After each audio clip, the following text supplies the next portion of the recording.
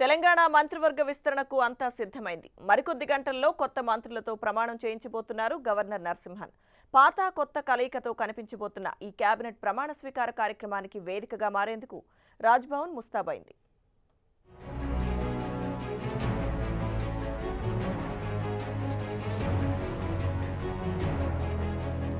ఎప్పుడెప్పుడా అని అంతా ఎదురు చూస్తున్న తెలంగాణ కేబినెట్ విస్తరణ మరికొద్ది గంటల్లో జరగనుంది. మొత్తం 10 మంది ఎమ్మెల్యేలు మంత్రులుగా ప్రమాణ స్వీకారం చేయనున్నారు.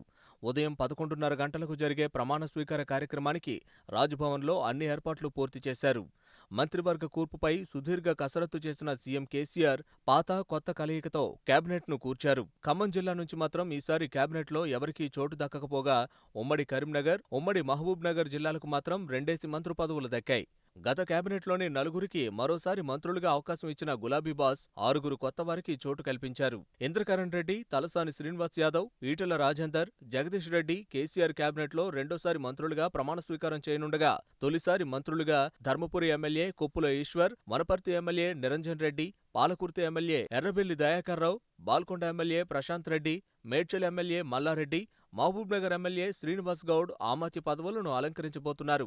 6 సార్లు ఎమ్మెల్యేగా గెలవడంతో పాటు సుదీర్ఘ రాజకీయ అనుభవం ఉన్న ఎర్రబెల్లి తొలిసారి మంత్రి కాబోతుండగా కేసీఆర్కు అత్యంత సన్నిహితుడుగా ఉన్న నిరంజన్ రెడ్డి తెలంగాణ తొలి ప్రభుత్వంలో ప్రణాళికా సంఘం ఉపాధ్యక్షుడిగా కేబినెట్ హోదాలో పనిచేశారు. ఇప్పుడు మంత్రి కాబోతున్నారు. కొప్పుల ఈశ్వర్ గత అసెంబ్లీలో ప్రభుత్వ చీఫ్ విప్ గా పనిచేయగా ఈసారి మంత్రి కాబోతున్నారు. గతంలో మిషన్ భగీరథ ఉపాధ్యక్షుడిగా పనిచేసిన ప్రశాంత్ రెడ్డి, పార్లమెంటు కార్యదర్శిగా కొంతకాలం విధులు నిర్వహించిన శ్రీనివాస్ గౌడ్ ఈసారి మంత్రులుగా ప్రమోషన్ లభించింది.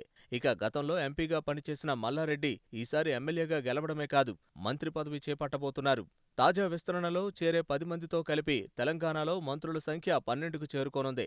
మిగిలిన ఖాళీలను లోక్సభ ఎన్నికల తర్వాత భర్తీ చేసే అవకాశం ఉంది. ఇక గత కేబినెట్లో ఎక్సైజ్ మంత్రిగా పనిచేసిన పద్మారావు గౌడ్కు ఈసారి డిప్యూటీ స్పీకర్ పదవి వచ్చే అవకాశం ఉందని తెలుస్తోంది. మొత్తం మీద 2 నెలలుగా జోరుగా సాగిన ఊహాగానాలకు తెరదించుతూ ఎట్టకేలకు మంత్రివర్గం ఏర్పాటు కాబోతోంది.